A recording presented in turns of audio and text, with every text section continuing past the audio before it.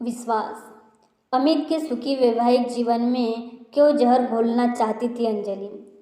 करीब 3 साल बाद अंजलि और अमित की मुलाकात शॉपिंग सेंटर में हुई तो दोनों एक दूसरे का हालचाल जानने के लिए एक रेस्टोरेंट में जाकर बैठ गए। यह जानकर कि अमित ने पिछले साल शादी कर ली है, अंजलि उसे छेड़ने से नहीं चूकी। मैं बिना पूछे बता सकती हूँ कि वह नौकरी नहीं करती है। मेरा अंदाजा ठीक है। हाँ, वह घर में रहकर बहुत खुश है। अंजलि, अमित ने मुस्कुराते हुए जवाब दिया। और वह तुमसे लड़ती झगड़ती भी नहीं है। अमित, ऐसा अजीब सा सवाल क्यों पूछ रही हूँ। अमित के होठों पर फैली मुस्कुराहट अचानक गायब हो गई। तुम्हारी विचारधारा औरत को सदा दबा कर रखने वाली है, यह मैं अच्छी तरह से जानती हूँ माय डियर अमित। अतीत के हिसाब से तो तुम शायद ठीक कह रहे हो, पर अब मैं बदल गया हूँ, अमित ने जवाब दिया। तुम्हारी बात पर मुझे विश्वास नहीं हो रहा है। तब सही बात शिखा से पूछ लेना। कब मिलवा रहे हो शिखा से? जब चाहो हमारे घर आ जाओ। मेरा यह कार्ड रखो, इसमें घर का पता भी लिखा हुआ है। अमित ने अपने पर्स में से एक विजिटिंग कार्ड निकालकर उसे पकड़ा दिया। मैं जल्दी आती हूँ उस बेचारी से मिलने। उस बेचारी की चिंता छोड़ो और अपनी सुनाओ। तुम्हारे पति तो पायलट है ना? अंजलि ने उसकी टांग खींचना बंद नहीं किया तो अमित ने बातचीत का विषय बदल दिया। हाँ, ऐसे पायलट है जिन्हें हवाई जहाज तो अच्छी तरह से उड़ाना आता है, पर घर गृहस्थी चलाने के मामले में बिल्कुल जीरो है। अंजलि का स्वर कड़वा हो गया। क्या तुम दोनों की ढंग से पटती नहीं है? अमित की आवाज़ में सहानुभूति के भाव उभरे। वे अजीब किस्म के इंसान हैं अमित। मैं पास होती हूँ तो मेरी कदर नहीं करते। जब मैं नाराज होकर मायके चली आती हूँ तो मुझे वापस बुलाने के लिए खूब गिड़गिड़ाते हैं। तुम्हें अपने दिल की एक बात सच सच बताओ। हाँ बताओ ना। मुझे मनपसंद जीवन साथी नहीं मिला है। अंजलि ने गहरी सांस छोड़ी। मैं तो हमेशा ही कहता था कि तुम्हें मुझसे अच्छा पति कभी नहीं मिलेगा, पर तुमने तब मेरी सुनी नहीं।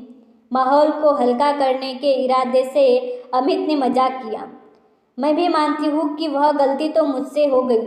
जवाब में अंजलि भी मुस्कुरा कर उठी। पर तुम्हारी गलती के कारण मेरा तो बड़ा फायदा हो गया। वह कैसे? मुझे शिखा मिल गई। वह ऐसा हीरा है जिसने मेरी जिंदगी को खुशहाल बना दिया है। तुमसे शादी हो जाती तो आपस में लड़ते झगड़ते ही जिंदगी गुजर जाती। अमित जोर से हंस पड़ा। अमित की हंसी में अंजलि को अपना अपमान नजर आया। उसे लगा कि शिखा की यो तारीफ करके वह उसकी खिल्ली उड़ा रहा है। उसने मुंह बनाते हुए जवाब दिया, मैं जब शिखा से मिलूंगी तब भी इस बात का पता लगेगा कि वह कितनी खुश है तुम्हारे साथ। अपने मुंह मियाँ मिट्टू बन तो आसान होता है। मैं इतना अच्छा पति हूँ कि मेरी तारीफ करते करते उसका गला सूख जाएगा। अमित ने ठहाका लगाते वह अंजलि को जहर लगने लगा। जलन और अपमान की वजह से अंजलि ज़्यादा देर उसके साथ नहीं बैठी।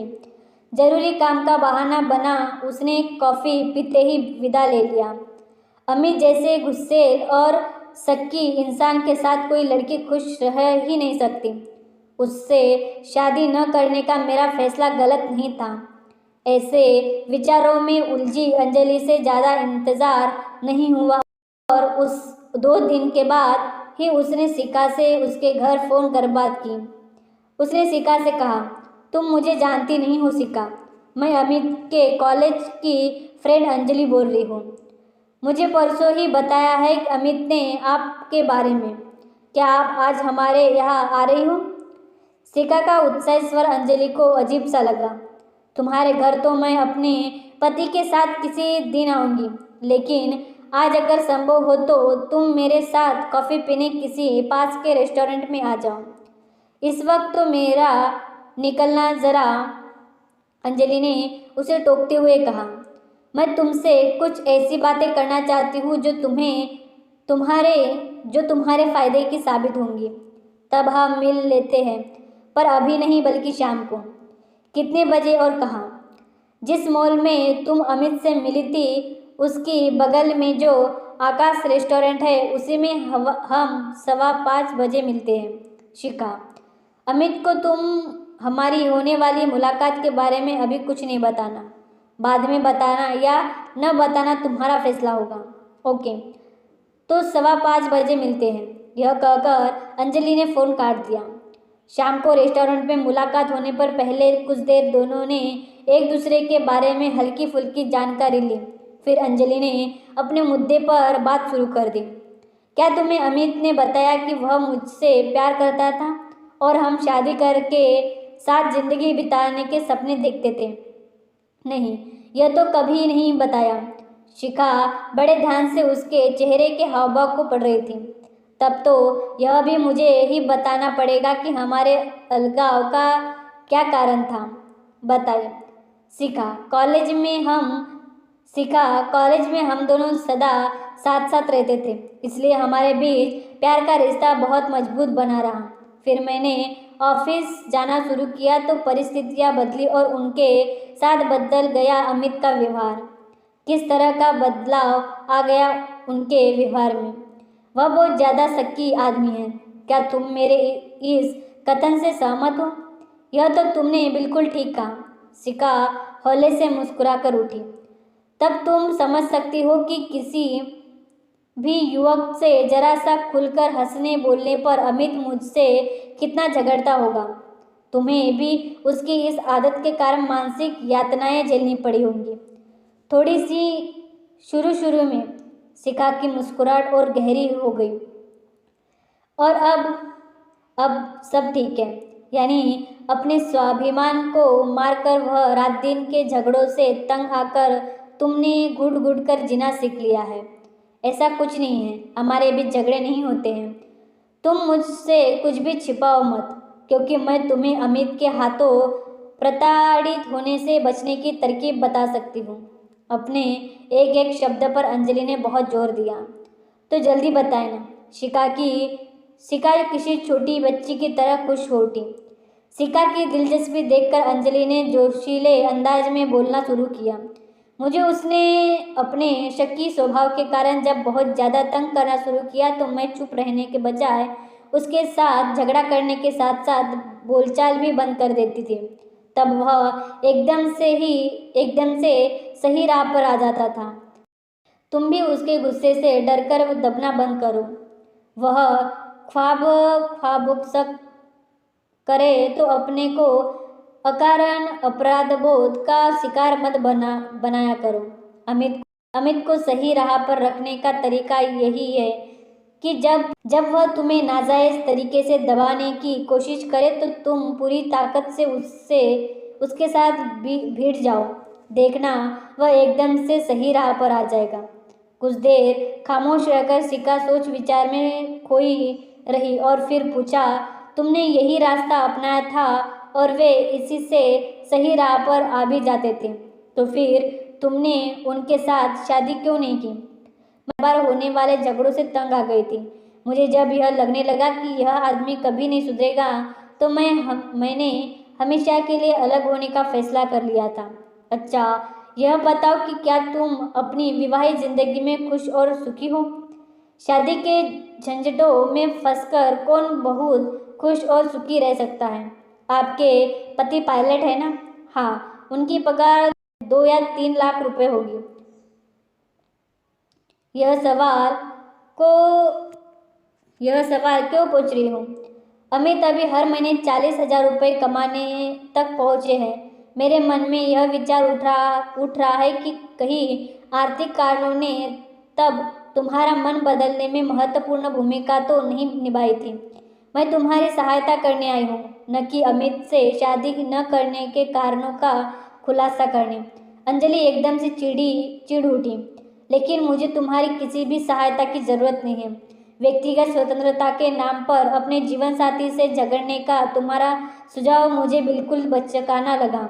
अमित जैसे ही हैं अच्छे हैं और मैं उनके साथ बहुत खुश हूँ। शिखा ने अपने ऊपर से नियंत्रण नहीं खोया और शांत बनी रही। तुम इस झूठ के साथ जीना चाहती हो, तुम्हारी मर्जी, अंजलि नाराज होकर बोली। शिखा ने अपने मोबाइल में समय देखा और बोली, करीब 10 मिनट बाद अमित मुझे लेने यहाँ आ जाएंगे। तब तक हम किसी और विषय पर बात करते हैं। मेरे मना करने पर भी तुमने हमारी इस मुलाकात के बारे में उसके क्यों बताया? अंजलि की आंखों में अब गुस्से के भाव नजर आ रहे थे। मैं उनके कुछ नहीं छिपाती हूँ। आज शक्की स्वभाव वाले अमित को मुझ पर पूरा विश्वास है, तो उसके पीछे मेरी उन्हें सब कुछ बता देने की इस आदत से ही। तुम उससे हमारे बीच हुई बातों की भी सारी जानकारी दोगी? हाँ, पर इस ढंग से नहीं कि तुम्हारी छवि खराब हो और तुम उनकी नज़रों में गिर जाओ। Thank you.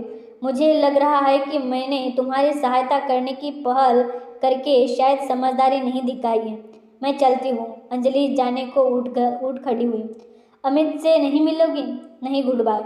पत्नी को पति का दिल व विश्वास जीतने के लिए अगर पति के सामने झुककर भी जीना पड़े तो इसमें कोई बुराई नहीं है। अंजलि, मुझे यह लेक्चर क्यों दे रही हो? मैं लेक्चर नहीं दे रही हूँ, पर इंसान को अपनी समझ में आई कोई भी अच्छी बात दूसरों से बांट लेनी चाहिए। अपने पति के साथ तुम हमारे घर जरूर आना। कोशिश करूँगी। रुखाई से जवाब देकर अंजलि तेज कदमों से चल पड़ी। अपनी बातों का जो असर वह शिखा पर देखना चाह रही थी, वह उसे नजर नहीं आया था। सकी अमित को उसने कभी यही सोचकर रिजेक्ट कर दिया था कि वह अच्छा पति साबित नहीं होगा।